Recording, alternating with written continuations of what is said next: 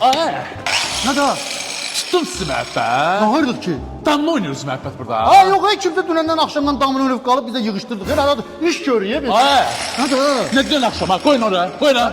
Ne yaxşı. Ne deyirsən ki 2 saate kurtarırım işi. Ha. Bu ne de? Ha. Bu ne kadar toy hazırlaşır bu, ne qalsın da bu? Ha bir dakika şairle elin işin olmasın. Saat neçədir? 9, Sen neçədə gəlməliydin? 11'de. Ha da 2 saat var ya hele. Ay, ha. Ne de ha? 2 saate sen buranı kurtaransan. Ay 2 saat ha. Cəmaat gözünü yumuratır Moskvadadır. 2 saat cəmaat Moskva üçün. Cəmaat dünyanı gəzir 2 saata. 2 saat deyirsən bu boyda işi qutaramıyor. Ben narahat olma get. Sen get qapının ayağının altına velkomunu al. Narahat olma. Oradan deyirsən, Ha bana şair.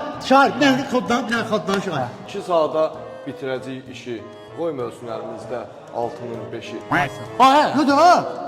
damla deri bu. Hatta ne var burada sen tam yuxu görsən sən. Deyir ki 6'ya 5 dəqiqə qalmış gəlir. Sən mən şairci. Ha mən şairci. Şairci. Ver mən özüm görərəm. Get. Get. Ha narahat olma. 2 saata hazırdır gəl. Gəl, Get. gəl, Get. gəl, Gəl ha şey. Ana qolma xodda görürsən. Andrey gəl.